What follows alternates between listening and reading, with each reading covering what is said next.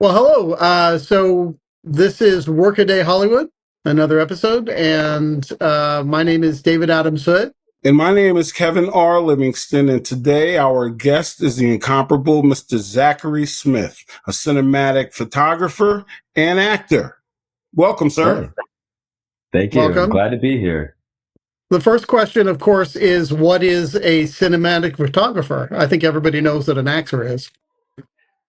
Well, a cinematic photographer is someone who takes photos in a cinematic way. So when you see like a movie poster and it feels like it has depth, there's some shadows to it. It actually feels like something you would see in a movie or a TV show. It's something you can create anything with. I can shoot a flower outside and make the shadows and things really in depth to the point that it looks like it's scene from a movie. And so when you watch a movie and you see the B-roll inserts, you see people, you can make anything look beautiful, eye-catching. And that's my goal for all the types of photography that I do. So, and where do you sell that? I mean, this is kind of Workaday Hollywood, so we're kind of figuring out what where you make money at that kind of thing. So I have a few different ways that I'm making money with it. My primary job is my business. It's called Zenematic. It's like Zen and cinema together.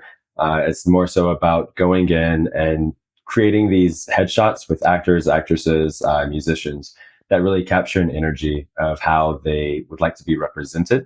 So if you want to be an action star and no one has seen you as an action star, then I shoot you in that style, the colors, the lighting, things like that. And it helps the casting director look at it and go, wow, they belong in our project. Right. On the other side of it, I also go out to Hollywood Boulevard and I will shoot people that are having experiences. They could be holding a snake, they could be doing one of the 360 cameras or so, and they're having fun or they're having these special moments. And I go out and I capture these moments, whether the snake is coming up to their eyes and they start having this like look with each other where it feels very natural, where they feel like they're becoming one with animals, or that they're a couple looking at each other on the 360 and they go in for the kiss. And when I take these pictures, it's completely different than the videos or the iPhone photos. When I show them the photos, they see it as like, wow, that looks like I am in a Hollywood movie in Hollywood. And so I give them like a photo for free. And I'm like, any other photos you guys want, just pay $5 per photo. And you'll be amazed how many people go, oh, I want this many photos, or hey, can we do actually a real photo shoot real quick? And I have all my color lights. It's about really using my craft to try and not just make money, but also give experiences and build up others, honestly. Yeah. So what was your interest in photography to begin with? Cinema. I got into acting when I was younger, and I always loved watching TV and watching movies. Okay. And there was a point I was making short films. My very first short film won a competition. Oh, And I nice. flew out to LA. Congrats. It was, thank you. It was really fun. I didn't know that I wanted to be a photographer until I looked to be a master of visuals. I just wanted my visuals to look better. I wanted it to be visual storytelling, not just written storytelling or just the acting. I wanted to really say a lot with just the first look when the audience sees the screen. And for me, that ended up going into where I did find a photographer who was a master of visual arts.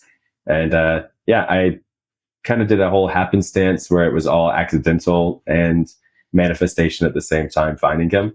And for me, that was really where it was like, okay, I was doing video and now I'm just taking photo. I'm taking a moment to slow down, take my time, perfect it, and then snap the shot, you know. What was the first film? The first film was called The Peacemaker. So I used to live in Switzerland and I was working as a IT contractor. My background was actually electrical and computer engineering. So I'm a bit methodical in the way that I organize things. I like to go ahead and have everything set up on Excel sheets. Even if it's my writing, I have these worksheets I've created where I can type out ideas. And by the time I'm finished with each tab, I have a whole plot line and the emotional development of the character and the character's development and all these things graphed out for me just by filling it out. So I'm very much like that. And when I'm writing, it becomes kind of fluid in that way. So when I wrote my first short film, it was really about being the producer, the director, the cinematographer, everything all at once while I was writing. And I think that kind of showed in a way where once people saw that I could do that, I was trusted to do a lot of other projects Right. to the point where we were doing like 4 short films in a day. And that's why I wanted my visuals to get better, because everything else felt like it was flowing so quickly, but I wanted it to be more beautiful. So I kind of use my engineering background with my photography. There's a physics aspects and things like that, but honestly, project management and being able to bring a team together, have them really pushing and moving forward, it really makes a big difference. Mm-hmm. All right, let me ask you this then. What is your background, where you got started, and how you ended up in Switzerland? So my background, actually, I'm born and raised in Augusta, Georgia, the hometown of James Brown, which is and the really Masters golf tournament. interesting. I never knew he was a major celebrity until I was older. He was just a guy in town that was really nice and always feeding the homeless, giving toys to the kids, doing the big charity drives. And so for me, he was just a local celebrity that I looked up to. And then I realized he was a musician and made money and things like that. And I think that kind of was a big part of seeing how I could grow up, and no matter what I did, I can use what I'm learning and what I am achieving to be able to turn around and give back in some way or some capacity, whether I'm teaching other people or I'm giving them a chance. In Augusta, you talk about James Brown, someone will be like, oh, I used to work with James Brown. Yeah, I was in one of his bands that toured around. You always have people saying that because he always came back to our city and he got the musicians to say, hey, I'm going to take you guys on the road. I'm going to teach you how to do things this way. He was always trying to give skills and gifts. And so I think that really affected me growing up, because I was very much into skills. I wanted to learn how to play drums and make music, and I wanted to learn how to use the camera, and I was video editing, and I was trying all this stuff as a teenager, 13, 14 years old. And I had an aunt who was always doing photography and making music videos and things. So she had hired me, and the first music video I ever edited was for a gospel singer that used to work with James Brown, and they put our music video on BET for in the gospel time. Yeah. And I was just 13 at the time, like, oh, wow, they really liked what we did. Oh, cool. Okay. I guess I'm kind of a professional now. But it was more so like, I felt like I was just a kid figuring it out, a new program, like a video game, and playing it as a game. And since I did that at that age, for me, that's what creativity is now. Any new skill, anything is like, ooh, it's something to figure out, something to play around with. If you mess up, then you just, it's okay. You're doing your own fun projects. You're doing it as a hobby, in your own mind. And then when you get things how you want it to be, where you're not making mistakes anymore, and you're like, oh, I really can do this now. Then all of a sudden people are like, wow, that's so great. You learned how to do that so quick. And it's like, no, I'm just playing a game, So my background has really been learn skills very playfully, very fun, and then turn around and either give that gift to other people or to teach it to others. Nice. That's something else, because when I was a kid, it was about me playing baseball, but for you, it was about photography. And then you're around all these professional people at a young age. Now, kids 13 years old, nobody's thinking about doing what you're doing. That's a visionary to me. I'm serious. I'm being quite frank. Thank you. I never once would have thought about picking up a Polaroid and running around the neighborhood taking pictures of people. I just wouldn't have. And that's something you wanted to do.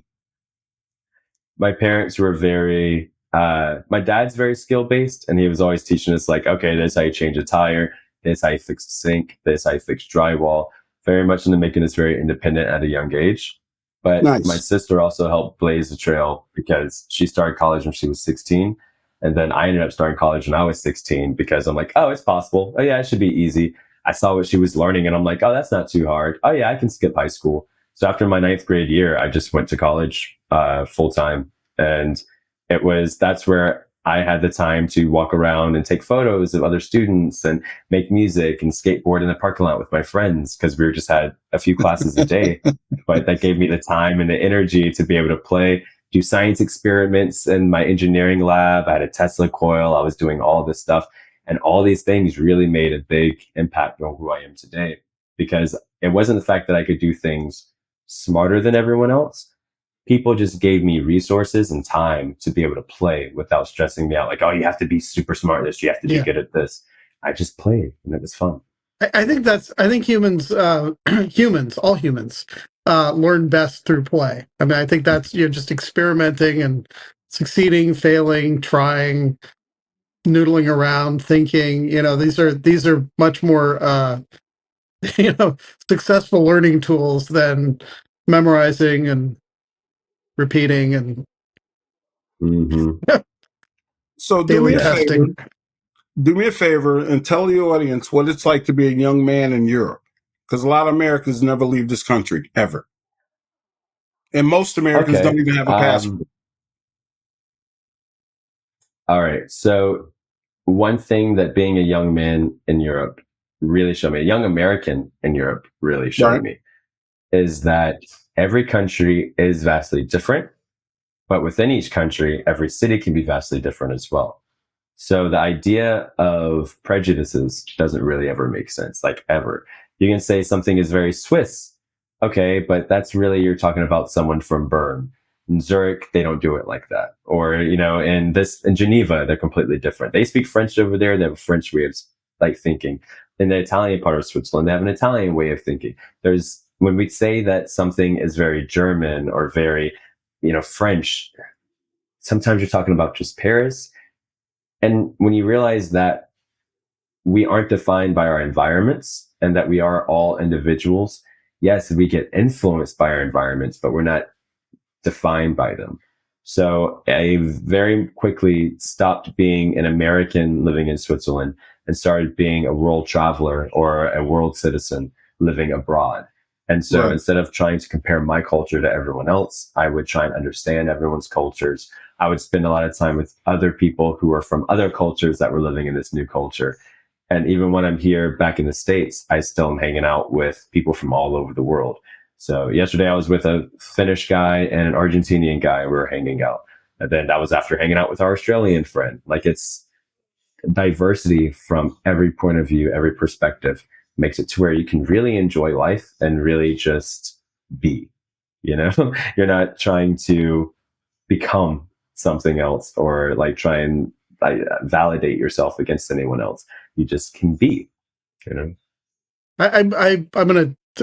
I would agree with you. I think that especially when you're traveling as an individual in other countries, there's a lot you can kind of get away with as well. He's just an American, and you can there's a lot of freedom to to just definitely nobody's judging you on the same yardstick as they are here.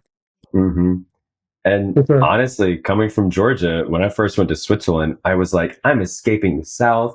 I'm escaping these people that have these prejudices against race and certain religion and things like that. And I went to Switzerland and I'm like, all right, so now I'm in a new land. And then I looked around and was like, oh, it's still here. That still exists here too. Okay, it's everywhere. Yeah, it's everywhere. And that kind of also made it to where it gave me a bit more love for my state as well. It's like, oh no, I'm treating them like, oh, they're the only ones that are doing it. Oh yeah, if you go too far in North Georgia, you might get to this place. I'm like, oh, that's everywhere. Everyone has these problems, and it's not always about race. Some people in country and Europe especially, they will say that they're not racist, but there are certain countries that they don't really vibe with. And I'm like, oh, okay. Prejudice is just prejudice. Everyone can be the same color and the same sex, and they'll still find a way of like, oh, well, their intelligence is different than our intelligence. It's just always going to be something. So they can just let it go. Yeah. Somebody 50 kilometers down the road, that group of people. Mm-hmm. Mm-hmm. They're the problem. Exactly. So then you moved to LA and you were homeless for a little bit. You were experiencing homelessness. Yeah. When I first went to LA, I needed to understand how LA worked because I was going there and I was trying to make money, but I literally just got out of a situation where I was working at a coffee shop, opening the coffee shop at like 4:30 in the morning, working, going home, taking a quick nap, and then going to go work security for concerts at night. And I was working so much doing that. And I was still barely paying the rent. And I'm like, why am I burning myself out all the time? It's affecting my relationships. It's affecting everything. And I'm barely surviving. And it felt like it was necessary to become an artist until I realized I wasn't doing art anymore. And I was always justifying it by saying, okay, when I'm a security guard, I'm watching people all the time. I'm seeing how people interact with each other. What are real reactions? What are forced reactions, fake? So I'm always watching people. When I was a barista, I was in the drive-through and I was talking to people and I was practicing my voice acting, right? So I was doing these things and there came to a point where I'm like, okay, well, I'm learning skills, but I'm not achieving my goal of becoming who I want to become. I'm just preparing myself to become who I need to become. So when I came to LA, I made the choice to just be a little crazy and say, well, I started doing couch surfing in Atlanta, where I was just going and spending time on my friends' couches and just making art all day, every day. Like no more rent, no more apartment, no more anything. And I try and make money on the side. I can only do things in a creative way. If it's not creative, I can't do it. No more coffee shops, no more of this. When I went to LA, I saw that mentality. And so I couldn't get any of those jobs. I was on Craigslist trying to grind, do gigs, doing audience work. And then at some point, this stuff stopped appearing and I just wasn't getting any more stuff. There wasn't as many gigs on Craigslist, not as much audience work. At the end of 2019, something was going on and everything was slowing down. Yeah. Couldn't understand. Meanwhile, we're reading the news about COVID and I'm like, huh, that seems interesting. What if that's going to affect us? Yeah. But I didn't notice that everything was slowing down. And so I'm like, okay, well, I'm pushing. And at some point, I just had no money. And I'm just like, I got to figure it out. I'm seeing people that are homeless on the streets that are literally living better than I am while I'm sitting here struggling, trying not to get onto the street. And then I'm stressed because I have my stuff with me. And if people are out here making different decisions than I am and having better success than I am, then I need to stop thinking like myself and think like someone else. So when I got into that position, I started watching the people that were being really resourceful. How did they talk to other people? How did they move? What were their habits? And I started combining their habits together to create this formula for what I felt like was manifestation. Because I would watch this guy who was like ADD and like, he's like, all right, man, I can't sit here. I need to work. And I never understood what his work was because for him, working was thinking and then having to go and like read scripts. He wants to just go and read scripts all day and he needs to study to be an actor. But I'm like, what is the work you need to go do? He would literally get to a party or get somewhere and they'd be like, oh man, I got to go. I have so much work to do.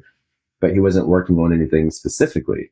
Right. But that energy that he had and that drive and that focus, whenever he said he needed something, he would always get it. If he needed to go do work, he would always find work to do. If he wanted weed when he was walking down the street, he would just find it on the street. He was always looking around, always like moving, always like trying to think about something. And when he was doing that, he would be finding it. And So I had he would another friend manifest who was it. always, he would manifest it. He didn't realize he was doing it. Right. But it's because when he's by himself, he wasn't manifesting. But when he was with me and my other friend who loved to go for long walks, she said, we need to go for walks so we can clear our minds. And when we clear our minds, it's easier for us to think of solutions. So we'd go for like these 2-hour-long walks. And while we're on these walks, we'd be finding solutions literally on the street. Like things would happen or we'd meet people and we would always find our solutions. And I'm like, okay, so when we go for our long walks, and we're looking around and we're observing, we're being very present, then things keep coming to us. So that I need to start going for walks and moving in a certain way and thinking and keeping my head clear in this meditative Zen space. And all of a sudden, I started being able to manifest things like really easy.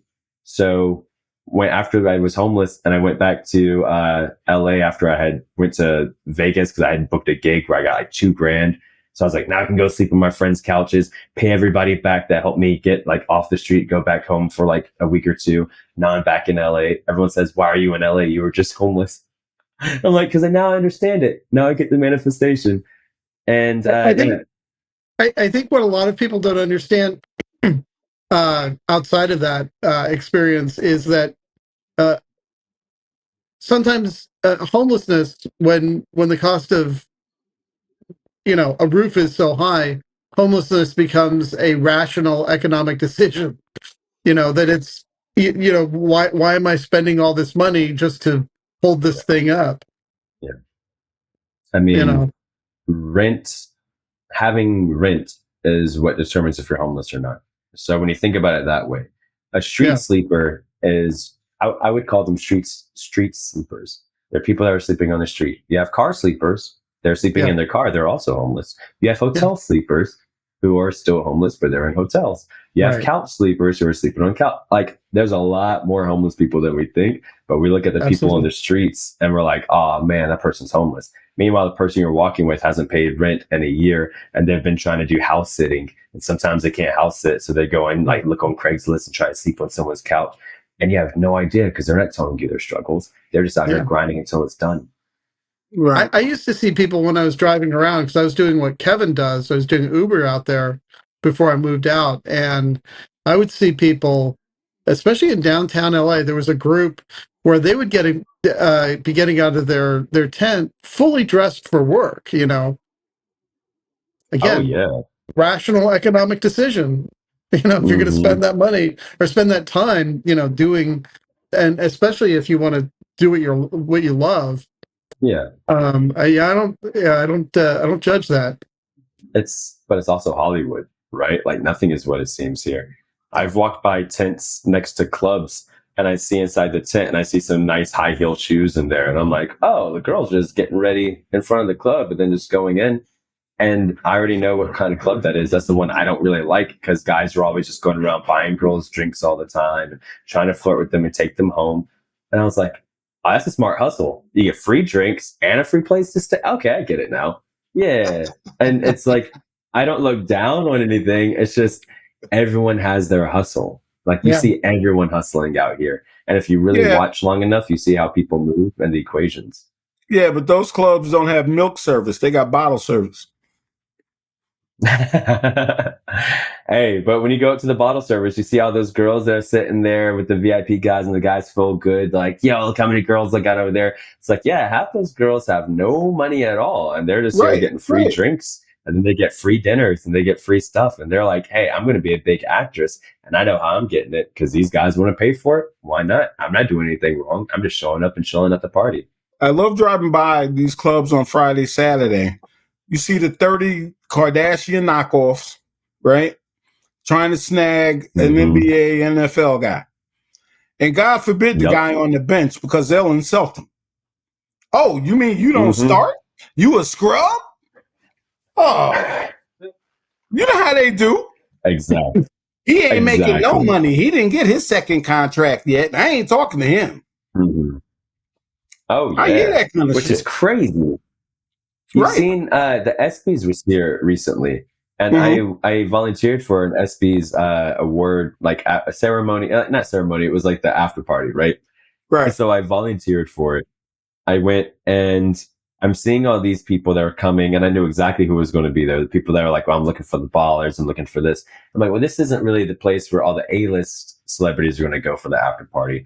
This is a place where you're going to see some celebrities here, but that's because they're just cheer to chill. They want to dance. They want to maybe get paid for being there, which is totally fine.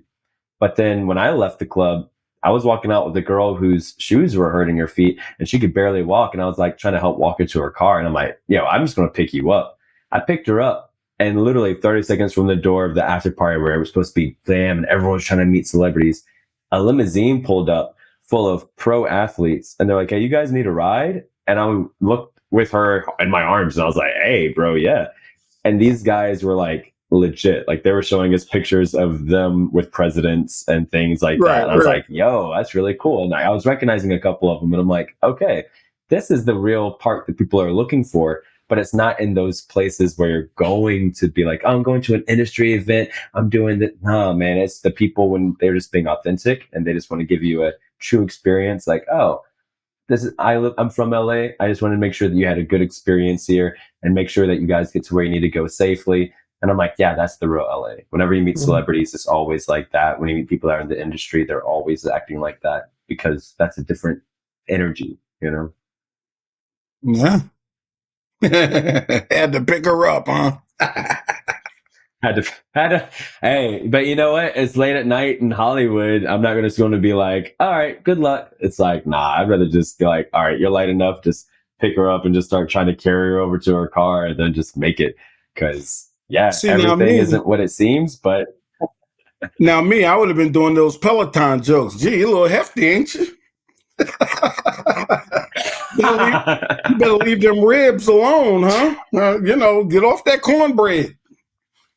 Start eating these You know, these when it's shit. you're sitting there trying to be really like, oh, it's not bad at all. Oh, this is super easy. Oh, you're so light, girl. Don't worry about it. Meanwhile, the humidity has you starting to sweat and I know, dripping right? with sweat. And you look like you're struggling. It's like, no, I'm just hot. Don't worry. I can handle this. Zachary, I saw a chick Yeah. one night, right? And I kid you not, bone skinny. This girl might have been 96 pounds, right? And she had the nerve to say, I look too good to be standing up. I should be sitting at a table. Then I looked her in the face, say, you ought to be happy they let you in. Yeah, that's how it goes. I mean, honestly, that's how people are, right? Like they get to this point where they are like, oh, I should be doing this. And they are right. If she really thinks that she looks that good that she should have a table. And this epitome actually happened to me yesterday for my own self. If you think that people should be paying you or valuing you a certain amount, like if a table is $500 or $1,000, and you think that you should be having a table, well, then there should be where you are taking yourself and utilizing that look and making that money yourself to be able to get it. I realize as a commercial actor, I'm out here auditioning for roles where I'm expecting like, man, hopefully I can get one of these $20,000 roles, these $50,000 roles. I'm like, I'm trying to do promotion for people's businesses. And I don't even promote like that. I should be doing $20,000 roles for my own business. I should be doing my own commercial actor for my own photography. I shouldn't be sitting here asking for $20,000 to represent them. When I have a business right here, I can do work for free for my business. That's $20,000 worth of work I could be doing for that, and then making that money, turn around, I can buy my own table. I don't need anyone to invite me because I'm the celebrity that was on this or this. Nah, man, I could do that for myself if I know I'm worth that much. And I think that when people say, oh, I look too good to be standing up, I should be at a table. Like, yeah, you're right. So how are you going to get there? What you going to do to make that happen for yourself, not asking for anyone else's permission? She'll get there with a coupon for $350.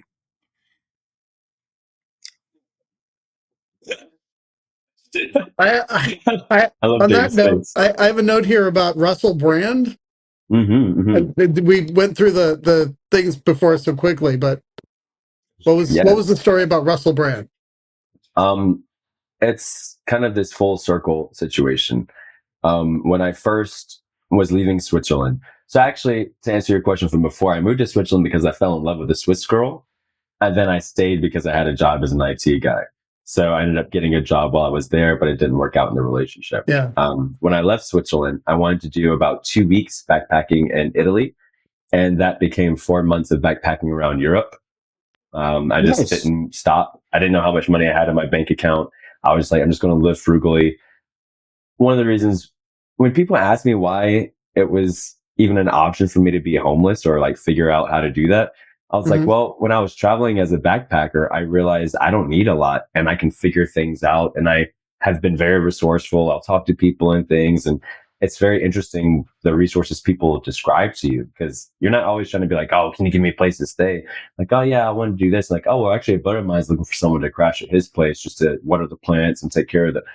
And then you start talking about it. So when I traveled around, I really learned just speaking out loud what you're thinking about, what you're feeling. People end up saying, oh, I have something for that. So I was focusing on music when I was traveling. And I met a guy who really wanted to play more with music and create. And he was an actor that wanted to do music. And I was doing music, and I was like, oh, I've been missing acting. It's like, well, I'm going to this movie set. You can come in as an extra as well. I'm sure they won't mind. And they didn't. They needed more extras. And so I just popped up on set, and there was about maybe 10 of us. And it was Russell Brand and it's this movie that I still haven't seen yet. It was called Fight. And I recognized the director and the writer of the movie because she was in a movie that I loved before as well. So I felt like it was this cool moment where I'm like, wow, I'm with these celebrities. And every time they all cut, Russell Brand is coming out and hanging out with us and talking with us. And this is such a cool environment. So when I went back to Atlanta, that's when I decided to become an actor. I'm like, I really like background acting, just being able to hang out and like watch and observe and learn.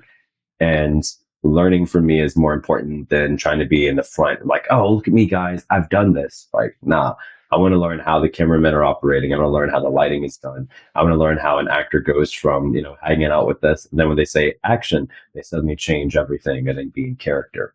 I love seeing that. And that's what really brought me into the creative world of saying, okay, I can do this full time all the time because I'm serious. I'm in a room with people who are doing this full time. It's not just Right. fun, you know?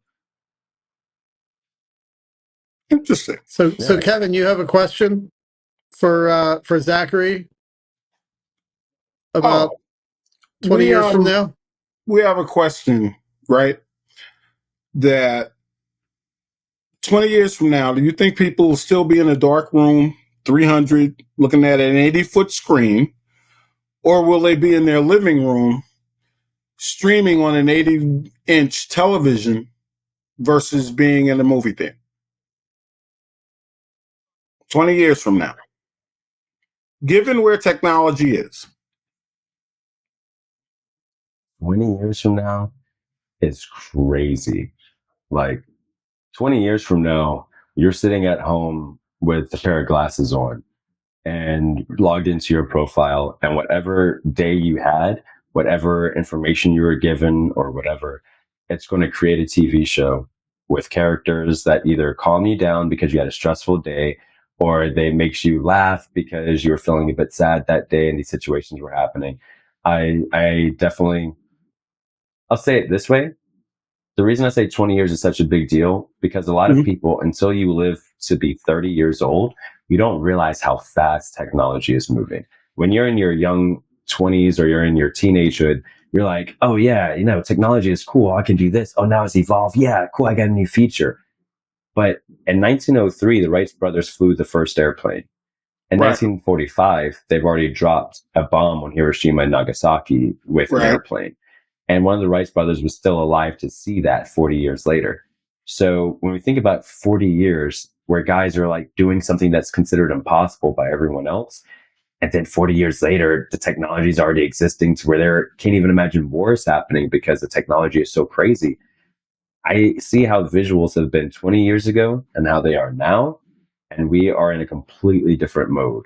I go to Tuesday to see Deadpool. I'm going to go see it in 4DX.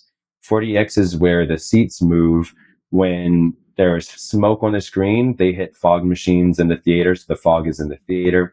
When a train goes by, you feel a rush of wind blowing by you. When they're walking through a flower field or something explodes, you can smell the gasoline or smell the flowers. Really? It's a full sensory experience at the movie theater.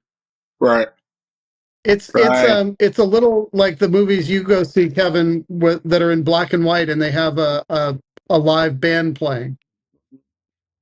Don't see no damn Squaring the movie with a circle right there band too. playing. Look, I'm What's that? old, but I ain't old enough for that. Jesus, see a band playing. You gotta be Well, kidding. you like to go to the black the silent movie Yes, I theater, and do like I guess black they and white closed that one, movies. but I do, but they don't have an orchestra there playing the music on and off. What's the matter with you, man? really, Jeez.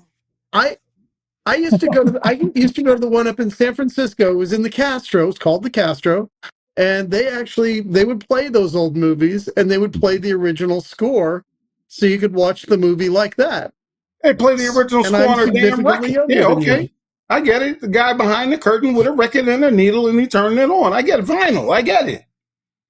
Jeez. No, I'm talking about an orchestra with No, violins, the you whole talk bit. about Cab Mhm. Calloway standing over there in a tux and tails, waving a baton at the band as the instruments as we're watching the visual. No, I've never experienced that. Mhm.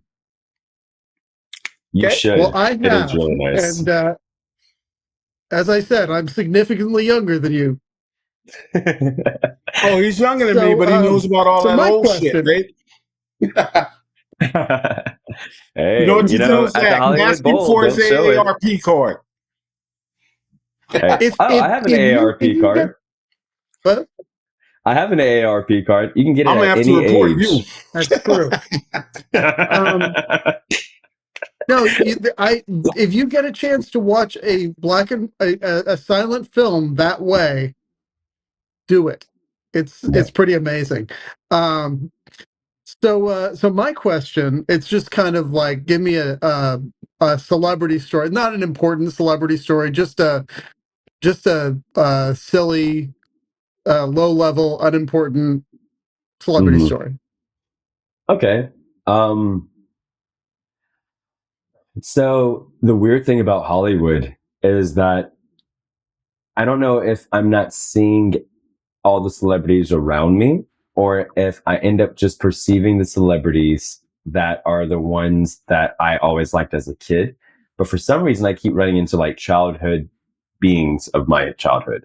Now, when I say beings, I mean like it could be the guy who's in the suit of Barney the dinosaur, or the guy who designed the transformer I was playing with growing up, or one of my favorite ones is actually when I was 13, I was really into The Punisher with Tom Jane. And I had this big cutout that I got from the video rental place. That's how old I am, back when we had video rental places. I had Okay. this big cutout from The Punisher, and I had it in my room. And my mom, every time she would walk by my room, it would freak her out because it's a picture of this guy, like the 6 foot tall picture of this man with a gun. And she always felt like it was a real person. So one day she put it in the shed when she was redecorating my room while I was at school. And then one day they were redecorating the shed and cleaning it out and threw it away. And I was like, "You threw away my Punisher. That was my favorite prized possession. Oh man, that was my picture of Thomas Jane. That was the coolest thing." And then literally 20 years later, I am with my mentor and I'm sitting in this big house who we don't know who owns the house, but I have a few ideas who owned it, but they were letting Tom Jane and his partner use it for some photos, which we were taking. So I'm sitting here with Tom Jane, and I'm like, man, if mom could have only seen, man, she threw away my big cutout, but I'm still working with him. I still got to meet him. I should take a selfie and post that as a big cutout in my room. And send But it to her, it's right? these full circle moments. Yeah, I was like, hey, remember when he threw this guy's photo away and I was so upset as a kid? Well, now I got new photos of him that I can blow up the same size. Now, You see, know? That's good. I'll give That's you a good. I quick love it. story, right? And we'll wrap it up. Mm-hmm. You know Tom Jane from The Punisher. Now, all my life, I wanted to be a Mm-hmm. baseball player.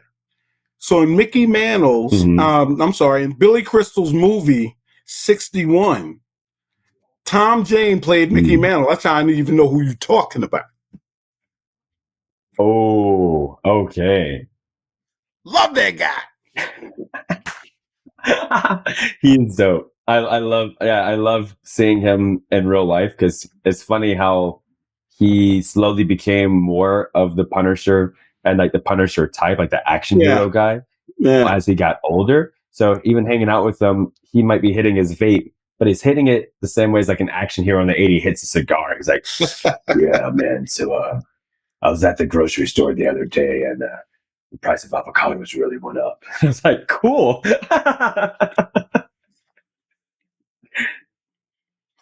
Well, I can't thank you enough, man. This has been a lot of fun. Thank you. Thank you guys for having me. I love being able to talk to people about just even the story. If other people could possibly even hear it and think, oh, wow, sometimes it's just about manifestation or just Right. sticking to it or just trying to study what the things around you are as opposed to just jumping head first. I love it. So I appreciate the questions. Let me give you a moment for shameless self promotion. You have obviously you're doing headshots, the cinematographer, cinematic photography. Do you have a contact?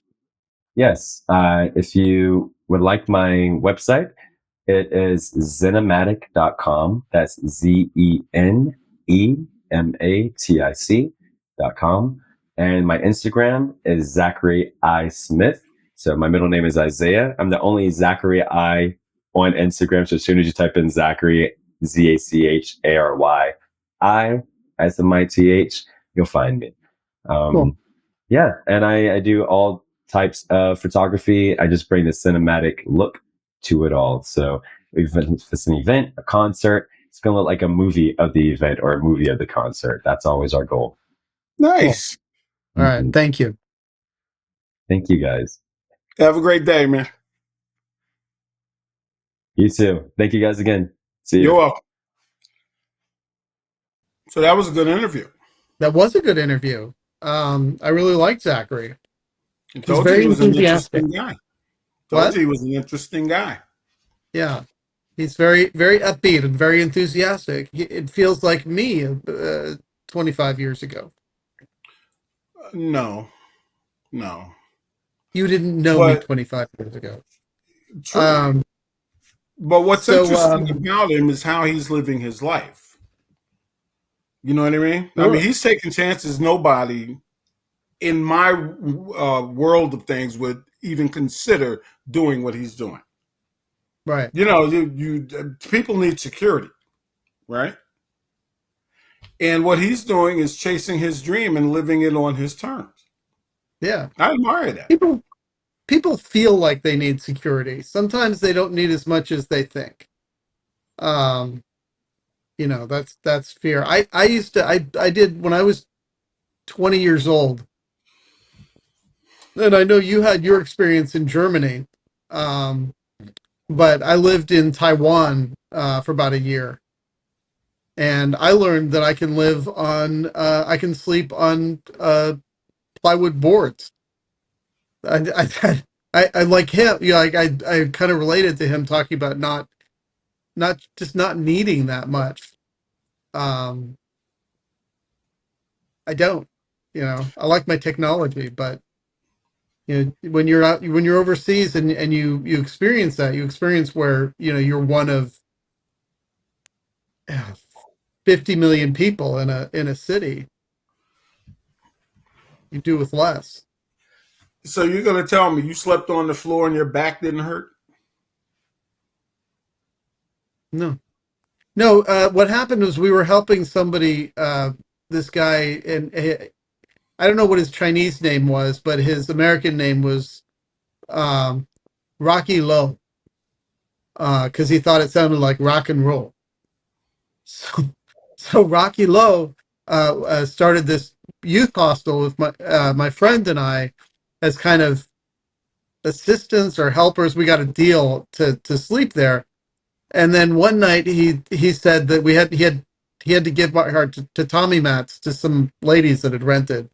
So then we were sleeping on plywood boards with basically our, a sleeping bag and a jacket to sleep So with. at least And you I had a slept sleep like bag. that probably for what? I said at least you had a Yeah. sleeping bag. Well, yeah, of course I had the sleeping bag for the tatami mat, but when you lose the tatami mat, it's just plywood under there. And I slept like that for probably a month or two. Oh, Um, yeah, but you learn that, yeah, I don't really, I can sleep like that. I don't need much. Um, so yeah, so what were you I think doing in people just think Taiwan? they need more than they do. What? What were you doing in Taiwan? Teaching English. It was Oh, a okay. stupid All right. decision. So I was working at Foot Locker with the, stripes, and I was on a management track.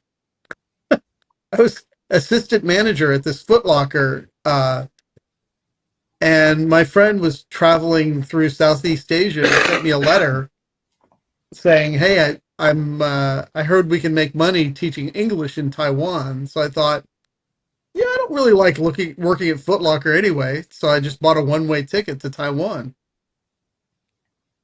Jeez. So how I did you make went. enough money to fly back? That's another story. I had to borrow money to fly back. I mean, they would pay like $10 an hour, but it turned out basically only on off hours. So I could only work during lunches and after people were home from work. And mostly what I would do is meet somebody at like a McDonald's or a KFC or something, and with a pad of paper, and they knew enough English to kind of get through, but this was more conversational English, and they also wanted only American accents. They did not want British accents, and mostly they wanted West Coast accents, because the thinking was that was the business language they would be facing, uh, internationally. It was mostly people from the Pacific Rim. Right. So it was like, and so I'd have this piece of pad of paper and a pencil, and if we got stuck, I'd write out what I was trying to say, and Mm. yeah, Well, I was you had thinking an experience Zachary. overseas too. Zachary Hmm? went to college at 16. I heard that. Yeah. Roberta Flack went to college at 15, I think. How smart do you have to be that Who? they'll skip you those grades? Roberta Flack, singer. Um. Well, I would say that everybody is probably smart enough to do that. Most people aren't motivated to do that at 16. Most people haven't figured out, oh wait, there's a lot of empty space here that we're spending, you know, waiting for other kids to calm down or whatever. Um, and if you have the space, I mean, that was the cool thing, is that he apparently his family really gave him the space to just be a person and learn. This is what I've tried to do with my kids too. Uh-huh. That's great. It is. I'll see you next week. My name is Kevin R. All right. Livingston. And I'm David Adams Hood, and this was Workaday Hollywood.